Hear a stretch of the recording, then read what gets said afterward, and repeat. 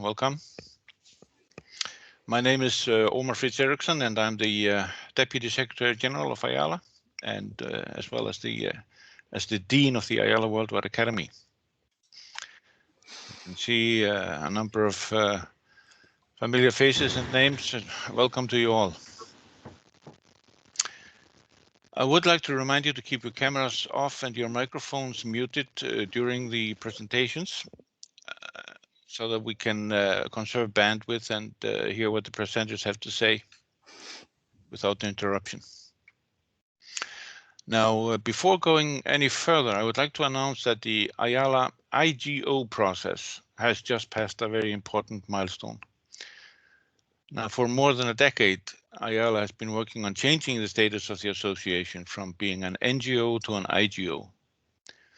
And last year, a diplomatic conference hosted by our national member in Malaysia reached an agreement between 50 coastal states on the text of the Convention on the International Organization for Marine Aid to Navigation, an international convention. And then in January this year, the government of France signed the convention as its depositary and host nation of Ayala, and is now has now opened the. Please mute your microphones, please. میکروفون اینم من باید اینجا قطع کنم میوت کنم که مال خودمون صدامون نمیره. Yes, thank you. Yeah, so the government of France has signed the convention, and it is now open for signature by all United Nations governments. So this is a very important milestone for Ayala. Having said that, I welcome you all here today to this series of webinars delivered by Ayala to a wider audience.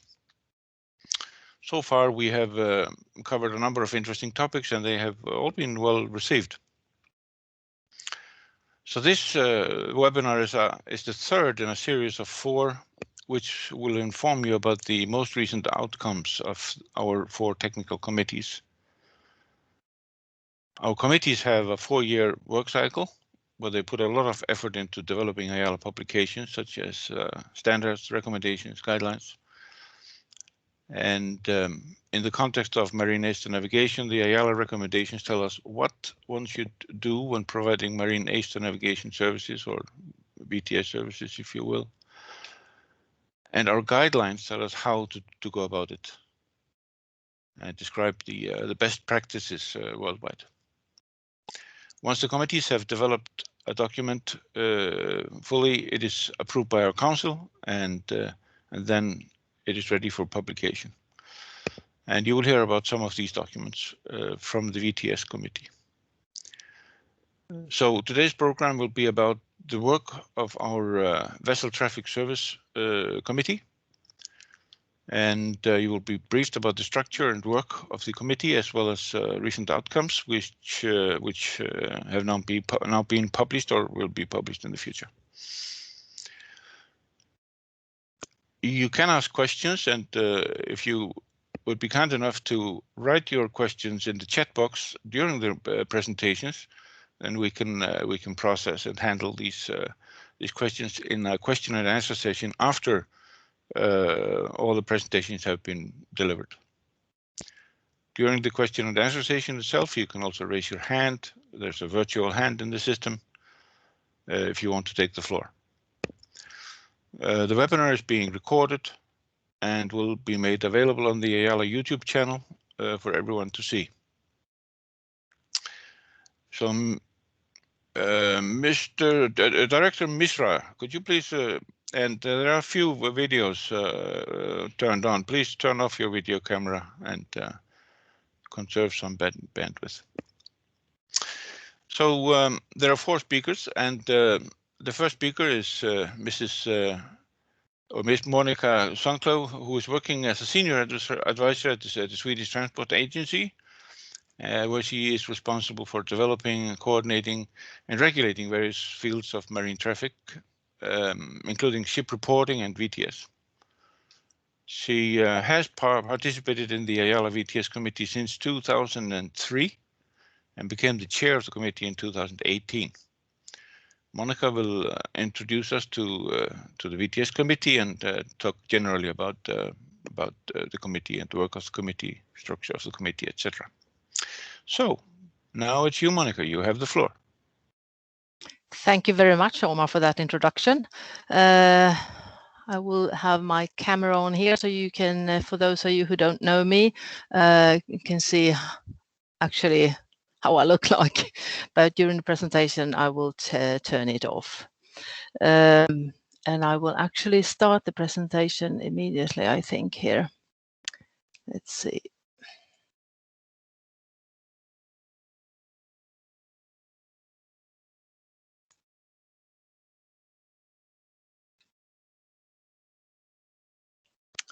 There we have it.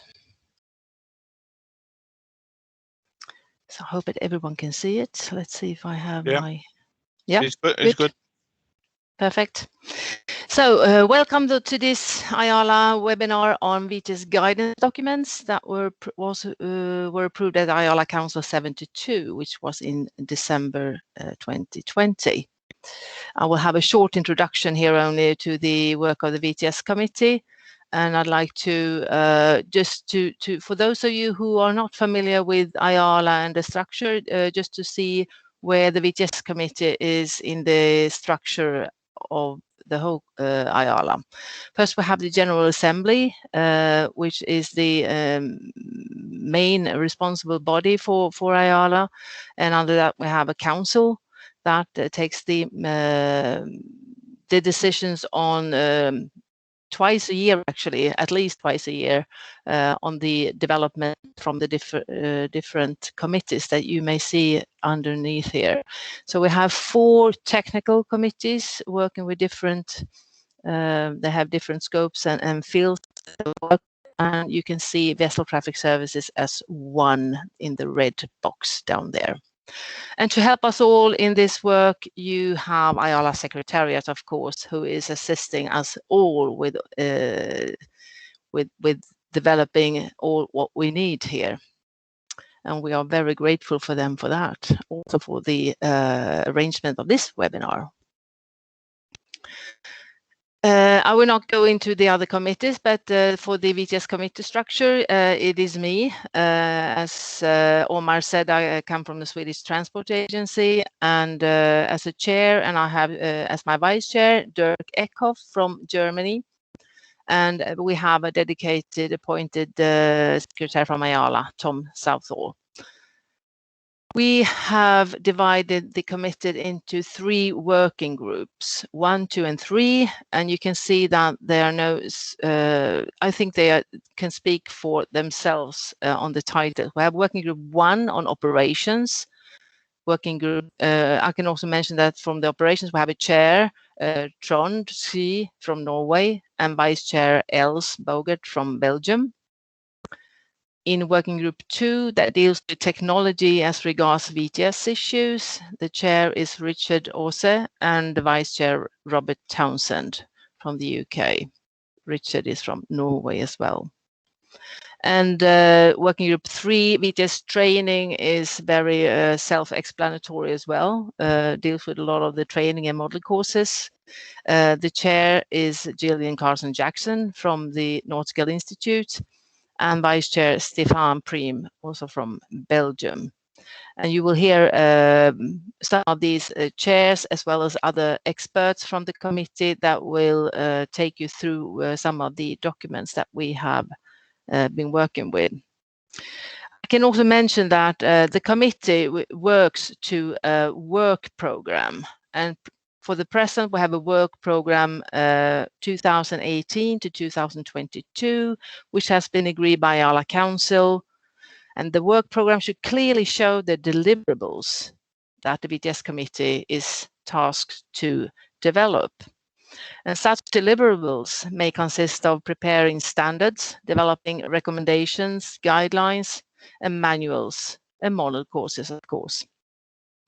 And it's all within the VTS domain, and those working in the VTS domain, it could be authorities, providers, etc., that they can use in their daily business. We will begin a new 4-year work program after IALA conference in 2022 with new tasks to focus on. And I just like to emphasize to you all, as I know that there are both new and old participants here at this webinar, to use the task register template that we have in that one if you want to propose a new task item for the next work program. That is something that we have worked with so that there will be no doubt when you start a task later on. Just a short to mention what we work with within the VTS committee. There are 7 standards that IALA has developed. We work with 4 of them. Mainly, of course, with standard 1040 on vessel traffic services. So you can see different scopes underneath there. But also, we work with other standards like 1050 training and certification is a big part of our work as well. Standard 1060 digital communication technologies and standard 1070 information services. So we have a very wide spectrum of tasks to go through, actually. The latest work that we have done within the VTS committee was autumn 2020, which was the first time that we actually had a virtual meeting. Although a virtual meeting was, the time was spent over 4 weeks, and we actually managed to develop and approve later on by Council 72 6 different documents, which I am very proud of. And it was 3 recommendations and 3 guidelines.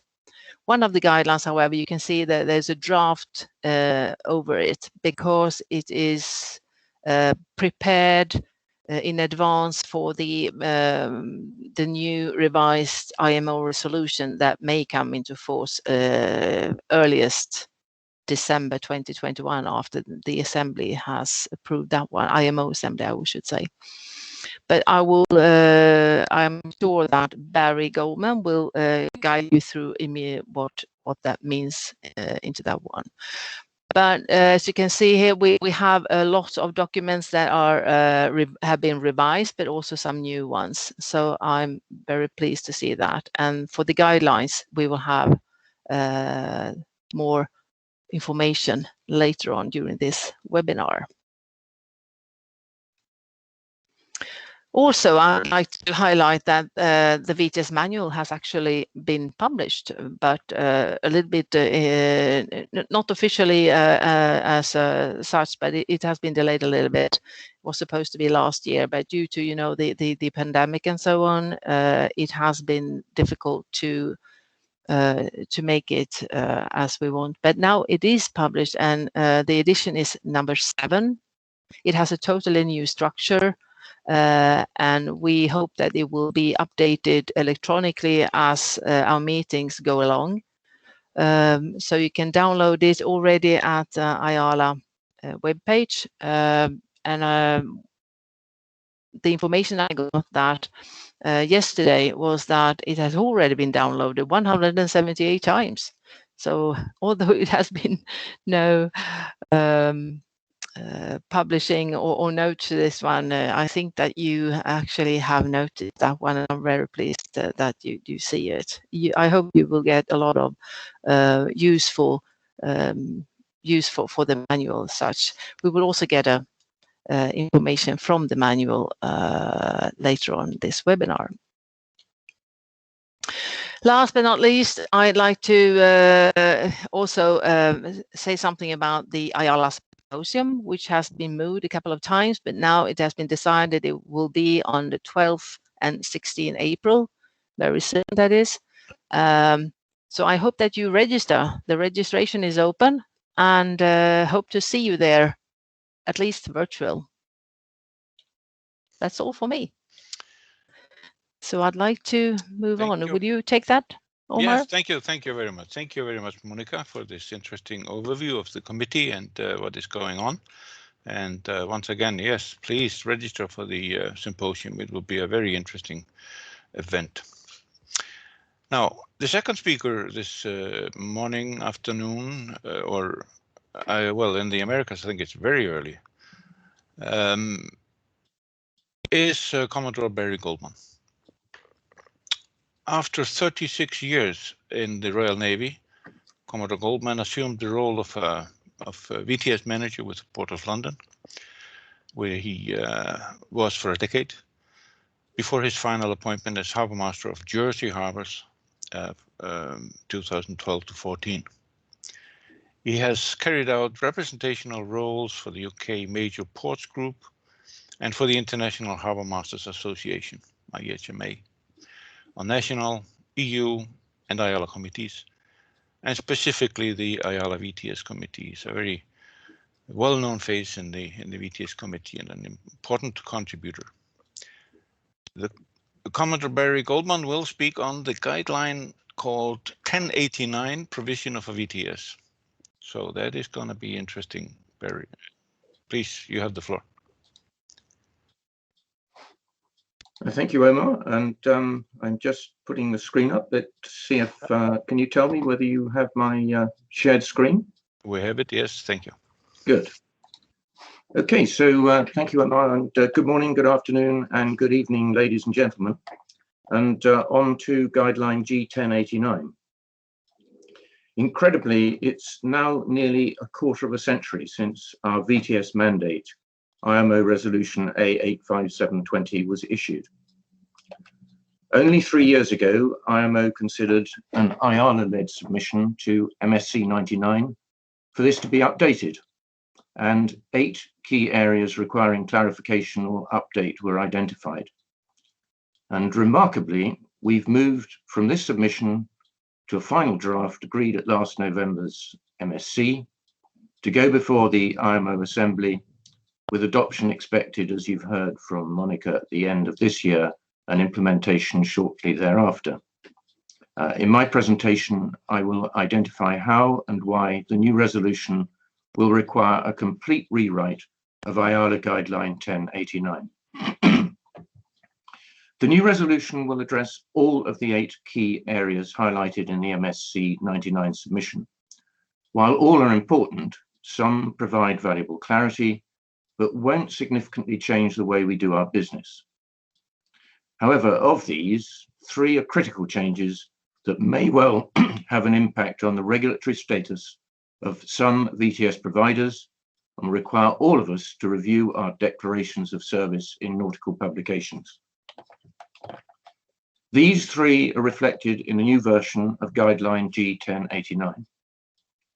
Previously entitled Provision of VTS Services, brackets INS, TOS and NAS, and to be retitled Provision of a VTS. This has been approved by Council in principle for release on the issue of the new resolution expected very early next year, as you've heard from Monica. The 3 key changes in this new guideline relate to types of service, result-oriented instructions, and changing traditional boundaries. And I will go into each in a little more detail. Starting with types of service. The MSC 99 submission to IMO identified that confusion and differing interpretations exist. And even today, taken together, the existing resolution and the current version of Guideline 1089 make it quite clear that a navigational assistance service should always be provided in addition to an information or traffic organization service. And that when a VTS authority organizes and manages traffic within its VTS area as part of its function, then it would normally also declare the provision of a traffic organization service. Despite this, a majority of VTSs are reluctant to declare a navigation assistance service, and a small but significant number of VTSs do not declare a traffic organization service, even though they're clearly organizing and managing traffic. Guideline 1089 was released over 8 years ago in an attempt to provide clarity on this issue, yet sadly little has changed. In submitting a draft of the new resolution to IMO and redrafting this guideline ready for the resolution's adoption, we started the process by considering VTS from the master's perspective. Having established the port has a VTS, the master might reasonably expect any VTS to provide timely and relevant factual information, such as that which may influence ship movements, to manage and organize a ship's movements, such as the embarkation of a pilot, the ship's passage through the approach channel, and to deconflict it with other vessels. And thirdly, to warn and advise the master should, say, the ship start heading towards the wrong pilot station or towards a navigational danger or shallow water. We were of the opinion that the subtleties of the current types of service are unnecessarily complex. The VTS's declaration of the provision of specific types of service in nautical publications will probably not even have registered with the master. Whether the master had recognized it or not, what was anticipated was all of these. We recognize that much of the current difficulties lie in the one word service that gives the misleading impression that these are somehow optional levels of service. The word service and the current need to declare them separately creates a focus on liability and the erroneous assumption that by not declaring a service, the VTS is absolved of liability. Remove the S word and it all becomes so much clearer. The new resolution simply identifies the purpose of a VTS under 3 headings: providing timely and relevant information, monitoring and managing ship traffic, and responding to developing unsafe situations.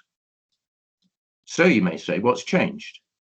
This sounds just like today's information, organization, and navigation assistance services.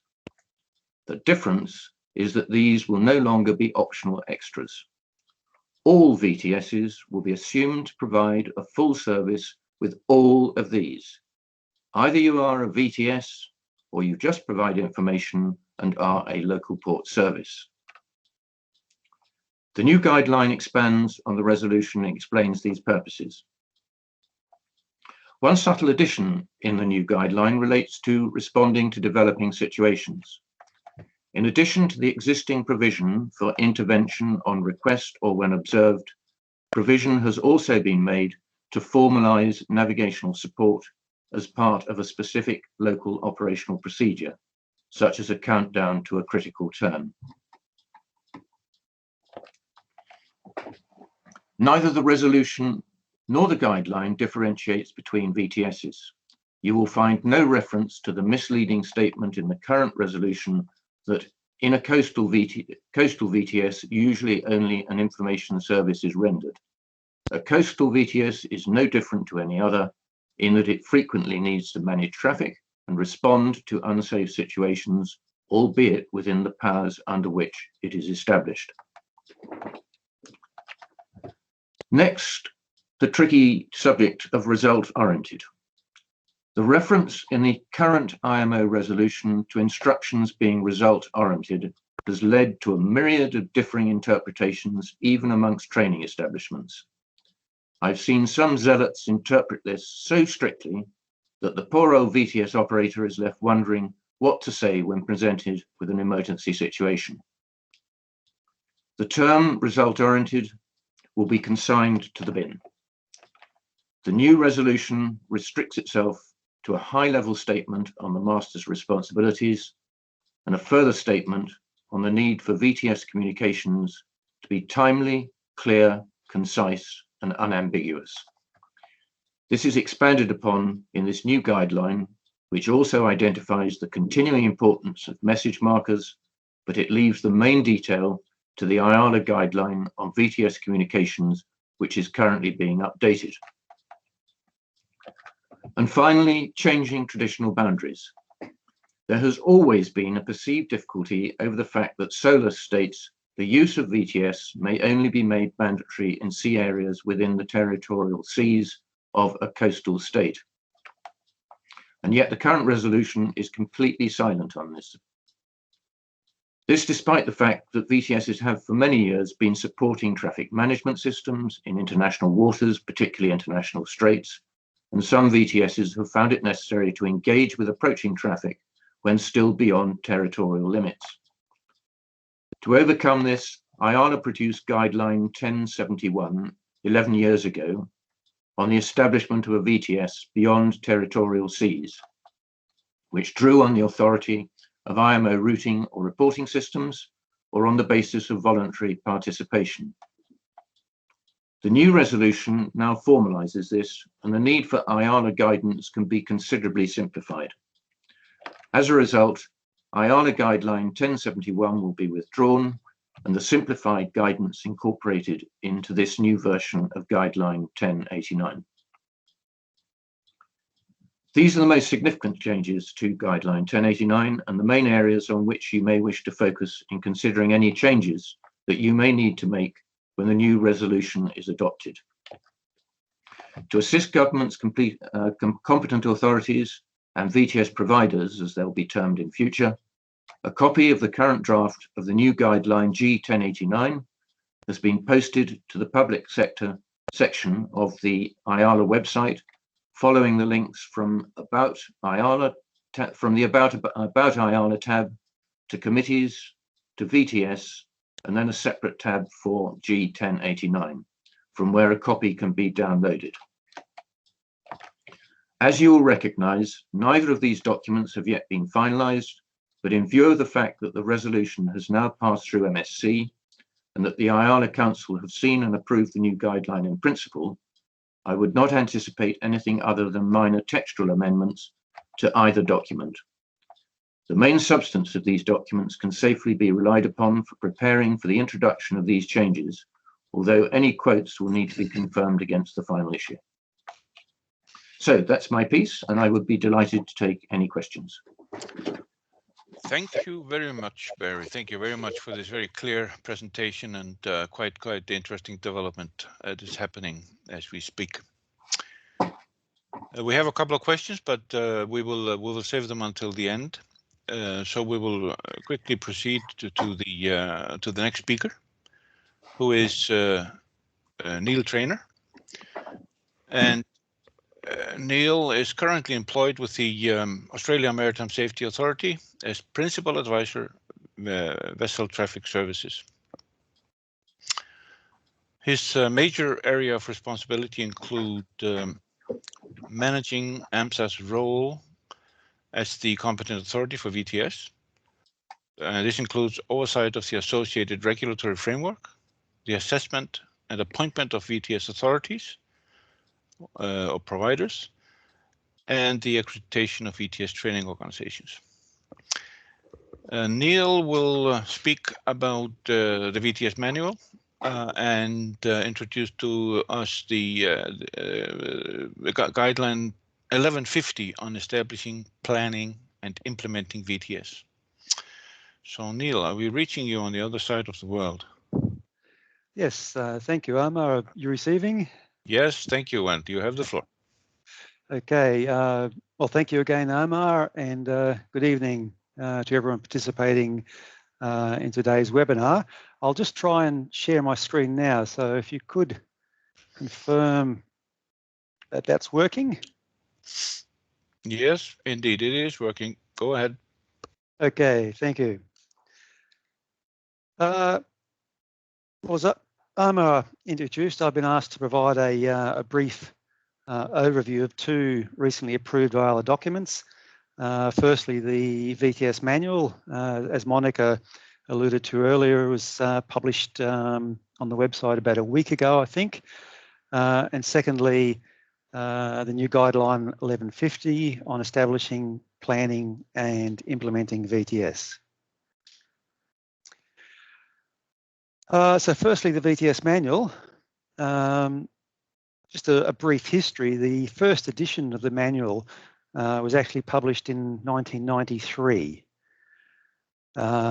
This was quite a significant achievement at the time, noting in particular that this was long before the existing IMO resolution 857 for VTS came into effect which was in 1997. It was before IALA released recommendations and guidelines, and long before the new document structure with the IALA standards, recommendations and guidelines. So yeah, we're now up to the 7th edition, and I think it's fairly safe to say that a lot has changed in that period. With regards to the manual, I'd like to focus on 3 key features and changes with the manual. Firstly, in putting this one together, the objective was to make it clear and concise, in particular providing a high-level source of reference on the establishment and provision of VTS for all stakeholders, and secondly, to provide a roadmap to assist authorities meet their obligations for the establishment and operation of VTS in a globally consistent manner. You'll see underneath there the new manual recent released is 37 pages. That compares to the previous version, which was published in 2016, which is 125 pages. We'll sort of, in the next few slides, we'll see the reasons that have enabled this document to be produced in a more clear and concise manner. Secondly, the feature is this document does align with the IALA document structure of standards, recommendations, guidelines, and model courses. Importantly, I should point out the manual is not intended as a replacement or substitute for the IALA recommendations and guidelines. Its purpose is to provide that reference document to assist understanding and conformance with IALA standards related to VTS. And the third feature, in putting this one together, the primary means of distribution is now in digital format. And there's probably many, but probably 3 key advantages in moving this way. Firstly, in a digital format, it's readily available on the IALA website.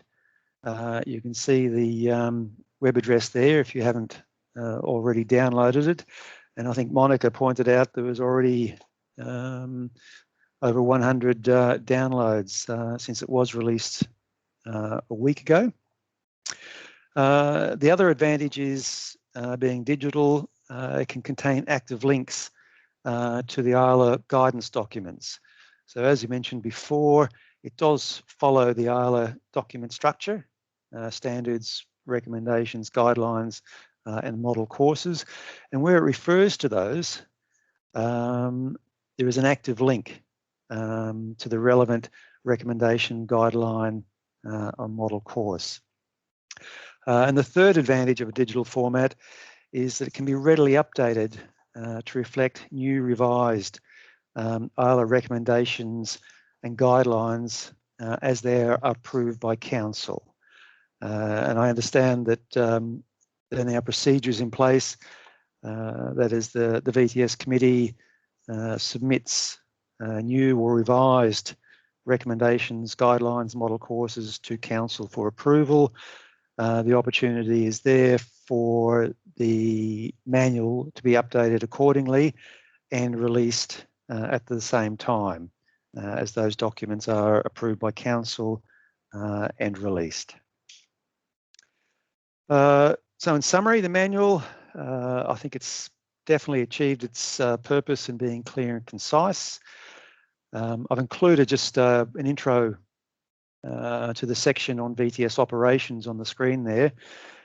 You can see the clarity, conciseness. It gives a high-level introduction to the recommendations and associated guidelines, in this case, those associated with the VTS operations. And secondly, as you can see from what's been circled there, where it does refer to a recommendation or guideline, there's a link. So simple matter of just hovering over the web address there, clicking the mouse, and you will go onto the IALA website and be able to view the relevant recommendation or guideline. So on to the second part of this presentation, and that's on Guideline 1150, establishing, planning and implementing VTS. The purpose of this guideline is to provide a framework to assist authorities in implementing the practices that are specified in IALA recommendation R0119 on the establishment of VTS. In particular, it looks at three components: establishing VTS, planning for VTS, and implementing VTS. With regards to establishing VTS, section 4 of this guideline provide guidance on the international framework for establishing a national legislative framework that gives effect to the SOLAS Regulation 12, of Chapter 5. And as you can see from the pyramid there, it focuses on the obligations within SOLAS. It looks at the IMO resolution and what's contained in there in the principles and general provisions for the operation of VTS. It looks at detail at the IALA standards as the framework for harmonising VTS technologies and operation worldwide. And finally, it looks at national law and the legal basis for VTS, in particular ensuring a legal basis for the operation of VTS and ensuring that VTS authorities are appointed and legally empowered. Section 5 of the document looks at the planning and implementing of VTS, and the guidance there is to ensure a VTS is implemented effectively, that it achieves its objectives, and is sufficiently resourced and funded on an ongoing basis. In particular, Section 5 highlights two key elements. Firstly, a project management approach be used in planning and implementing VTS, and secondly, the adoption of risk management methodologies.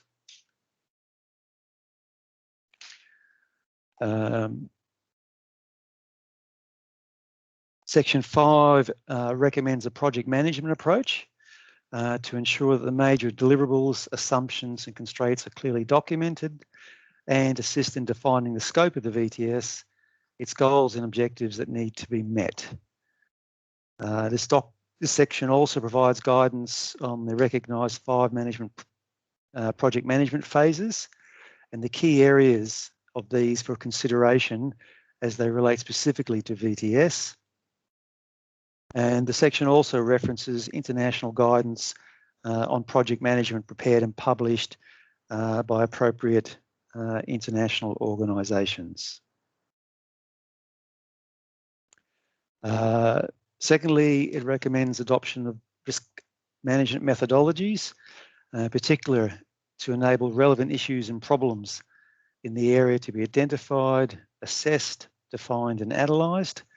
And secondly, to assist in determining the need for a VTS and defining the functional requirements needed to achieve the desired level of safety, efficiency and protection of the environment. So that brings me to the conclusion of a brief introduction on those two documents. So as Omar alluded to, more than happy to take questions at the end of this session. So thank you, Omar. Well, thank you, Neil, and very, very interesting as well. There was a question, and we will address that afterwards. So, the last speaker today is Gillian Carson Jackson. Starting her career as a deck cadet with the Canadian Coast Guard. Gillian served the Coast Guard, the Canadian Coast Guard, both afloat and ashore for 2 decades. She taught VTS and maritime communications at the Canadian Coast Guard College for 10 years, where she promoted the concept of standardized VTS training. I will repeat, where she promoted the concept of standardized VTS training. So very early on, Gillian came up with this concept of harmonized VTS training, if you will. So thank you for that, Gillian, and your role in this respect. After working as a technical coordination manager for Ayala from 2002 to 2006, and thank you for your services there, Gillian, as the secretary for my committee at the time. Gillian moved to Australia, where she continues to promote professional, consistent delivery of VTS and VTS training, as well as the nice climate in Australia. Gillian is currently chairing the review of the VTS training through the Personnel and Training Working Group in the Ayala VTS Committee, as I think was mentioned by Monica in the beginning. Gillian will talk about a guideline on recruitment, training, and certification of VTS personnel, of course. So, Gillian, are we reaching you? Yeah, there you are. You have the floor. Thank you very much. It's lovely to be here and to see so many familiar faces. Maybe you should mention the Nautical Institute. I didn't mention it. I will, don't worry. I will mention the Nautical Institute. It's lovely to see you all here and to have so many people online for this very important webinar. I'm actually going to take my camera off and put my presentation on, but I just wanted to say hello to everybody. I'm just going to put my presentation on, and I will ask similarly if I can have confirmation that you are actually seeing the presentation itself. Any confirmation? Yes. Thank you. Okay, so I am talking a bit about updating Ayala documents for the future, and that's actually what we've been looking at this entire session. One of the things I was asked to talk a little bit about the Nautical Institute. I am honored, of course, to represent the Nautical Institute in my work with Ayala. And Nautical Institute, just for you who may not know what the Nautical Institute is, it is the body for maritime professionals with a global reach of over 7,000 members in 120 countries. And right now, as of July 2020, actually, I was honored to be elected the president of the Nautical Institute. That's not what I'm here to talk about, though. What I am here to talk about is the training and certification of VTS personnel. And Omar did make a little reference to that. I am going to start about anchoring in the back a bit of the history that we have on the developments of how this came about. And actually, there's this one story that I have when I was a VTS operator many years ago. I have a picture of myself a little while back. There was this thought that we were doing training in Canada for VTS, and that training was consistent across Canada, but it was not necessarily consistent across the world. However, I was working with other maritime professionals who had certificates. I could work as a second mate on a vessel because my ticket was recognized. So why was VTS not recognized? So we're going to look a little bit at the history and how we got to where we are, some highlights of what has happened, and then look to the future at what's next.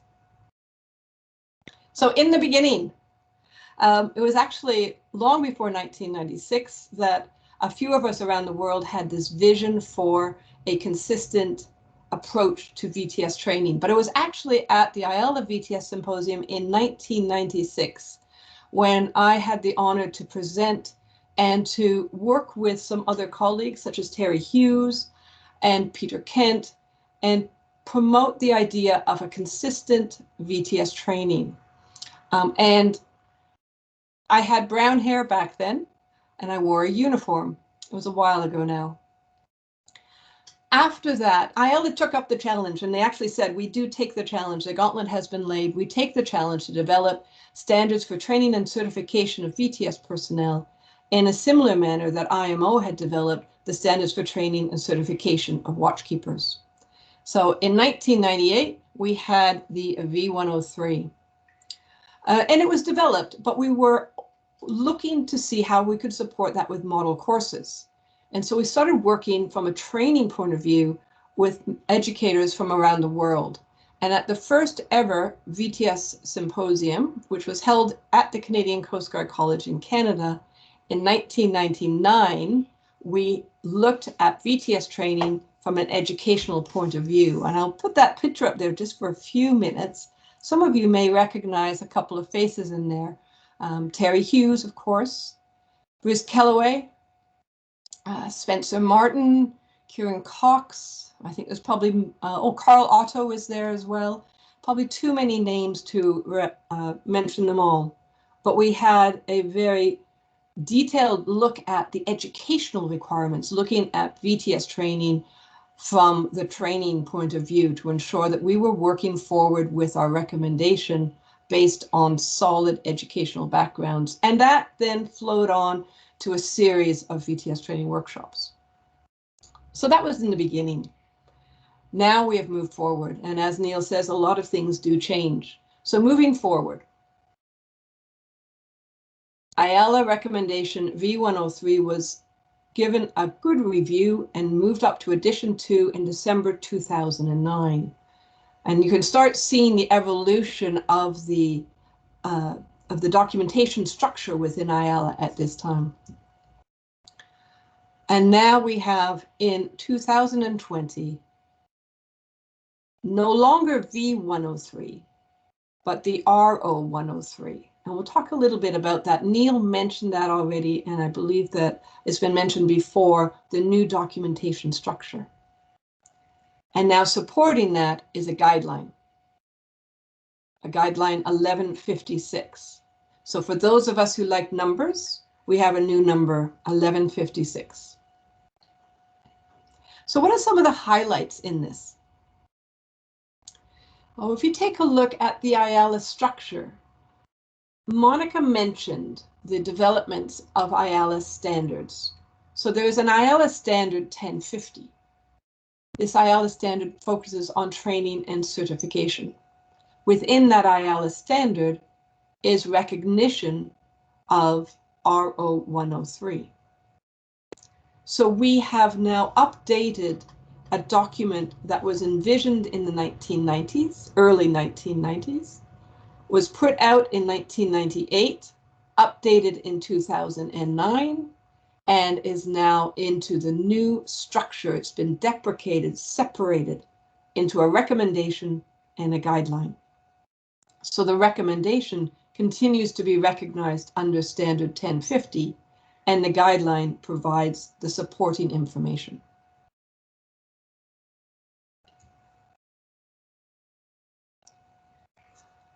Within the guideline, we now have most of the detail that would have been in the original standard, the recommendation on standard for training. So the guideline has the recognized framework for VTS. It shows and clarifies the roles of VTS personnel. It identifies selection and recruitment, including aptitude testing for VTS personnel. Of course, it highlights the training, the recognition of prior, the model courses and simulation. It identifies the qualifications for instructors and assessors. And it looks at the certification and recognition of certificates. So the guideline provides the detail. As Neil presented on the new approach to the VTS manual, where you are providing high-level information with detail further in, the recommendation is now the high-level approach to training and certification. The guideline provides the detail. So we now have a revised, completely revised recommendation RO103, which was known as V103. Supporting that, we now have the guideline 1156. And it is a big step forward. The content itself, in essence, hasn't changed. The focus is still there for the professional VTS operator, but the approach is now recognizing the new IALA documentation structure, and it provides the detail in the guideline. So what's next?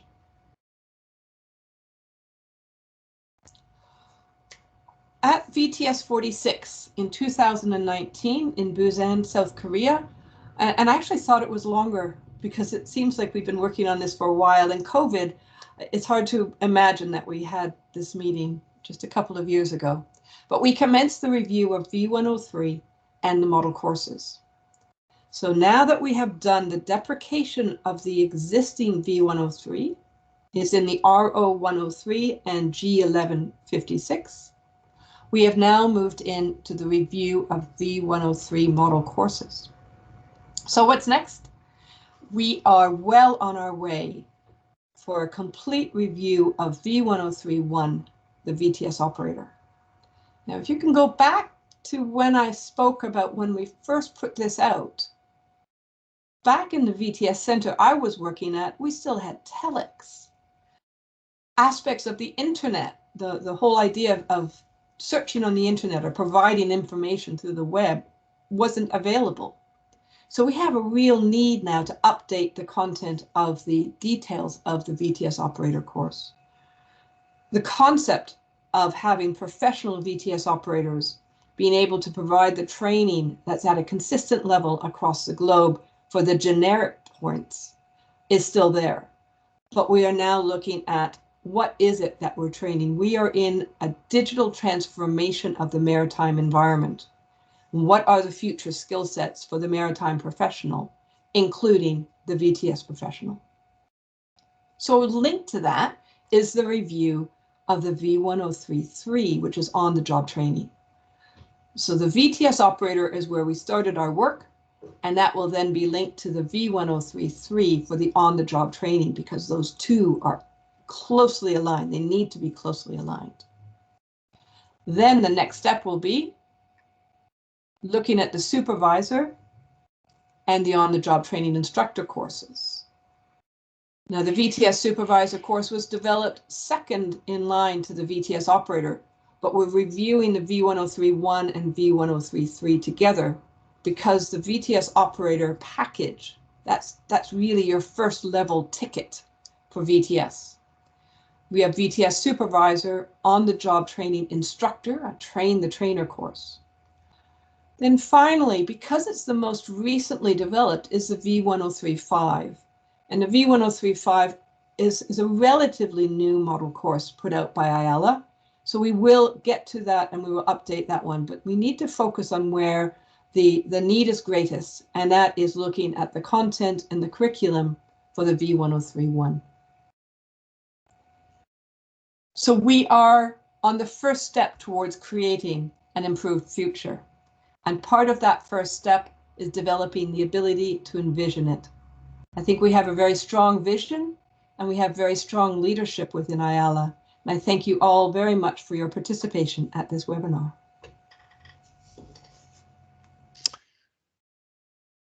Thank you. Thank you very much, Julian.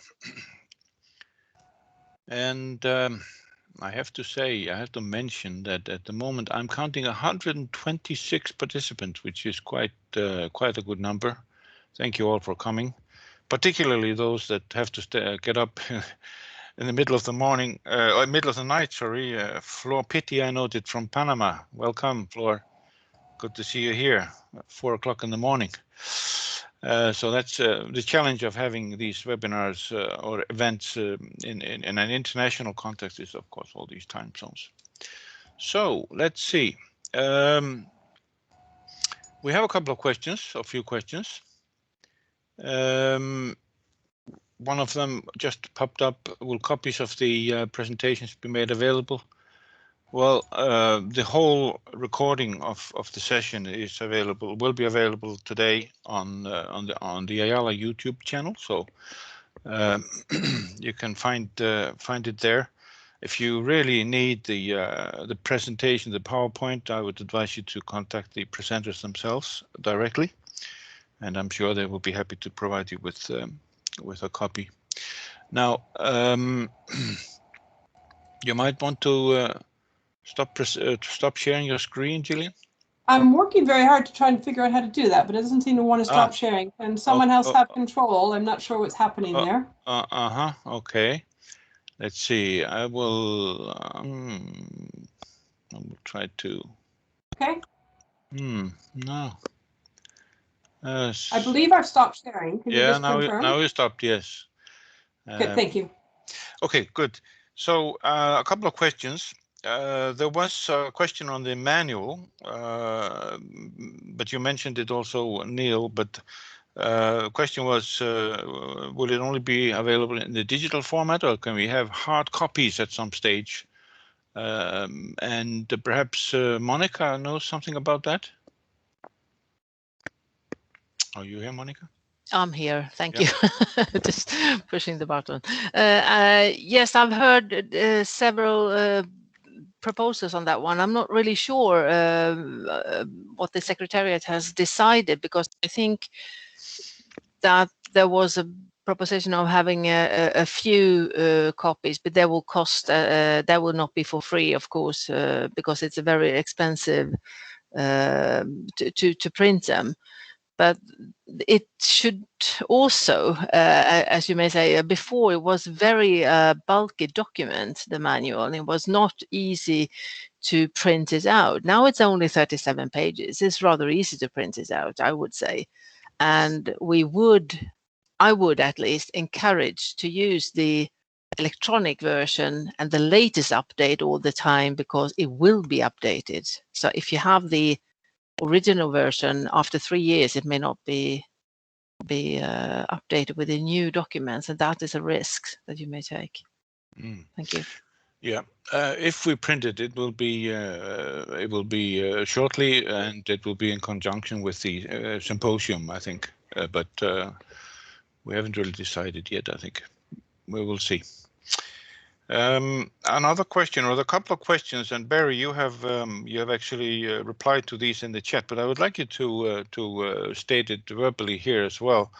One question was, VTS is still not mandatory by IMO, and will it be in the future? Barry. Thank you.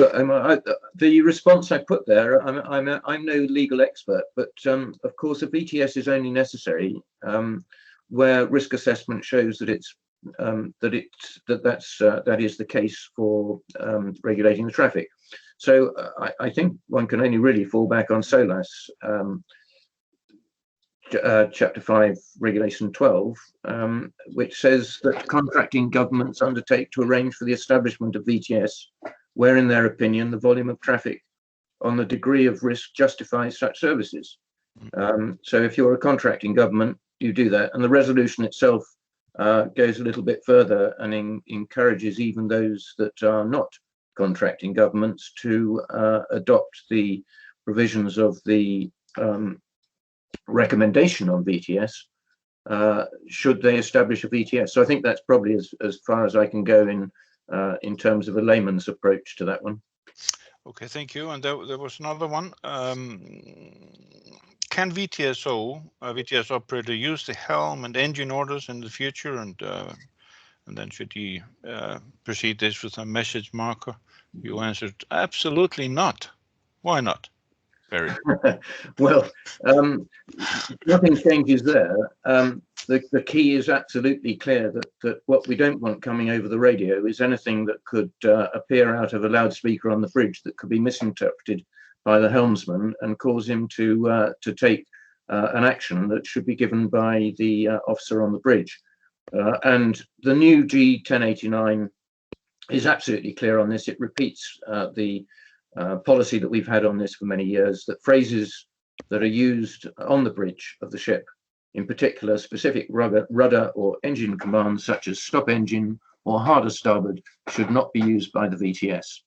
I think what we're trying to do here is to make sure that the emphasis is moved away from the so-called result-oriented bit, which was taken to be so broad and to make it clear that advice on things like, say, a course to make good would be entirely acceptable. And the phraseology that will be incorporated in G10, 1132, will try and assist in giving a little bit more guidance in that direction, so that we don't end up with the poor old VTSO feeling that he can't say anything in terms of trying to advise a course of action to the ship. Thank you. Thank you very much.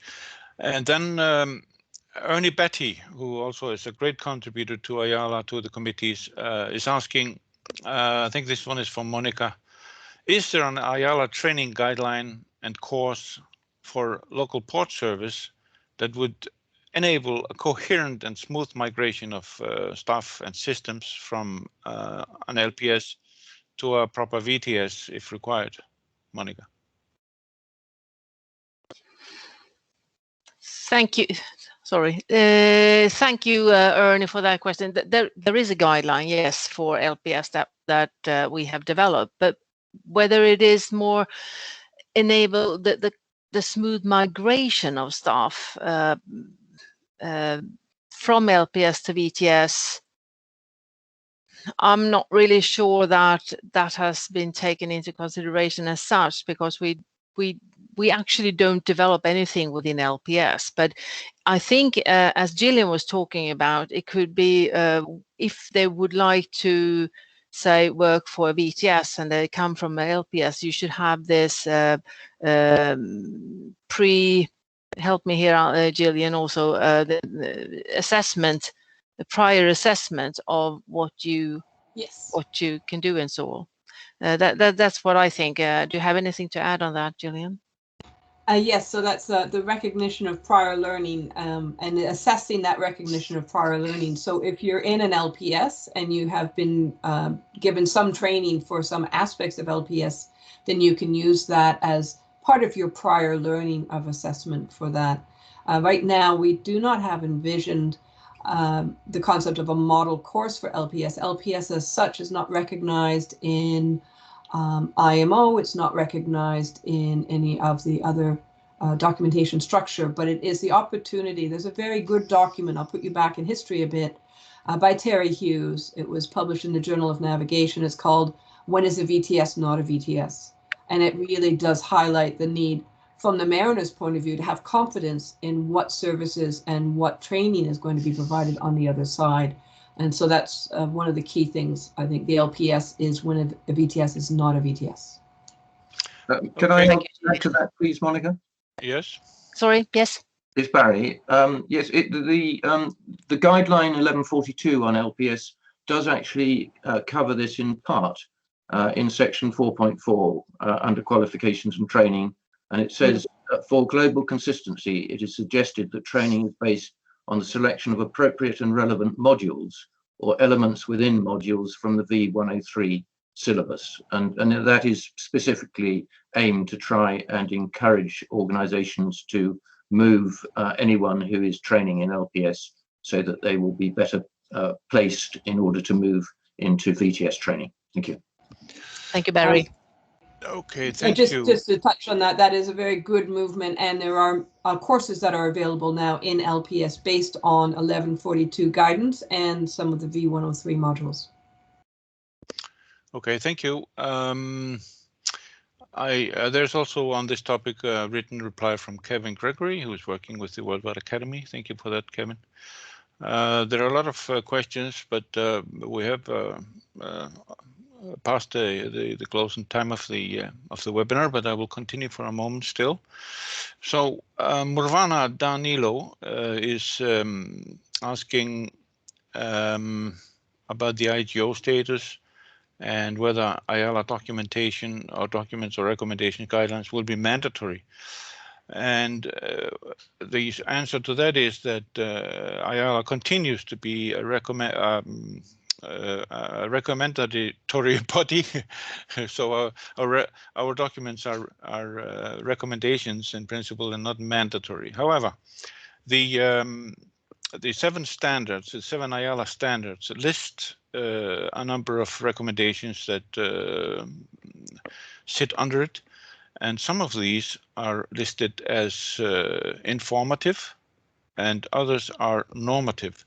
So the normative ones are meant to be used if a coastal state wants to claim conformance with one of the IALA standards, then they would have to adhere to the recommendations that are normative. They would have to fulfill the requirements of the normative recommendations if they want to claim conformance. But it is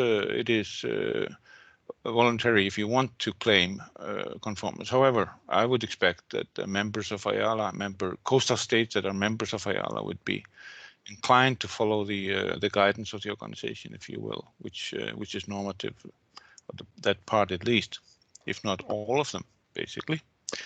So I'm scanning through the comments here.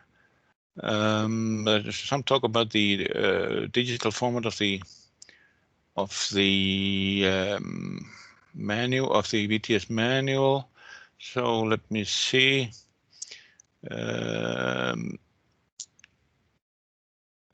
Some comment about the wording in the manuals. I guess, Neil, you will take that away and think about that. I don't see any questions here, and we will be stopping soon, but there was some hand raised. My system is a little bit slow. So one of them was Alan Liver's Edge. You raised your hand, and what is your question, Alan? Thank you, Omar. I decided I would put it in the chat. You've already made comments. It was about the word standing. The new manual says that a vessel standing into danger. And when we look at the SMCP issued by IMO, International Code of Signals, and the revised G1132, they all refer to running into danger. I just think there should be some debate as to whether standing should be in the manual. It can be confusing. Collision Regulation 17 about a vessel standing on. So consideration for that one, please. Well, any response to that from, say, Monica? I can say that it's a very good observation, and we may look into it if it has any, if there is any unclearness about the phraseology there. So thank you for that. I think we need to bring that into the work that we have. Thank you. Taken on board. So Geraldine Delanois is also working with the Worldwide Academy. Geraldine. Good morning, Omar. Thank you. Hello to all. I have a question for, I think, Barry or Monica or whoever can address it. If you have a VTS implemented now and you only deliver information service, then with the new IMO revised VTS guidelines, will you then from now on have to train all your personnel to deliver navigational assistance service, because that requires special procedures? So I wonder, for all the VTSs who did not deliver navigational assistance service, do they now have to change their training program and add this specific training to it? Thank you. I'm happy to take that one, Omar, if you want. Yep. Yeah, please. The answer to that one, I think, in short, is yes, and I'm quite happy to go into that one perhaps in a bit more detail offline. But the fact is that what I think causes the biggest confusion amongst VTS operators is an organisation that claims that they don't provide navigation assistance, and yet they notice that the ship is running into danger, to be correct for Alan, and they're then going to, there's a suggestion that they shouldn't do anything about it. Well, it's quite unreal. It's never going to happen. And by the same token, can anyone tell me an organization that would go to the trouble and expense of putting a VTS in place with all the equipment costs and all of the training costs and all of the running costs, and have it only providing information? The answer is no. And I think the trouble is that a lot of organizations are trying to get away with saying that they only provide an organization service when actually they are, an information service, when they are actually organizing and managing traffic through the provision of information, which is the wrong way of looking at it. Either we're just providing basic factual information, the height of tide or whatever, or we are organizing and managing traffic, and we shouldn't be trying to blur the edges of it. So this has been the problem all the way through, is organizations are actually organizing and managing traffic and only declaring an information service. And even now, it's quite clear from both the resolution and the existing G1089 that a navigation assistance service should always be provided. So it shouldn't be happening. So the answer to your question is, and I feel so strongly about this, is don't confuse our VTS operators by trying to pretend that we don't provide navigational assistance, because if they see a problem, they are almost bound to intervene. Thank you. Thank you very much. I agree with Barry. I can say that. That's good. So we have a lot of hands and a lot of interest, but we have stepped over by 10 minutes. So I think I will formally close the webinar now. But the channel will be open if people want to have some further discussions, then some of us will be here still. But I have to thank the presenters, of course, for their excellent contributions. And clearly, this is a very, very interesting topic. 126 people, some of them waking up in the middle of the night to listen to what you had to say. So thank you for that. Thank you also to the Ayala Secretariat staff, Isabel, Audrey, Virginia, Lorraine, for arranging this and taking so good care of us technically here while we have been doing the webinar. And not least, thank you participants for showing this interest, this much interest in this topic. We are very encouraged by that, of course. This is a series of webinars. The next webinar will be on the 18th of March, where we will be talking about the ARM committee, the Aegis Navigation Requirement and Management Committee, and you will hear about some of the recent outcomes of their work. And of course, we hope that you have found this webinar interesting and useful, and also that you and your loved ones can steer clear of the COVID-19, and that we can meet in person as soon as possible. Hopefully within a few months, that will be possible for some of us at least. So keep your distance and keep well. And the webinar is now officially closed. Thank you very much.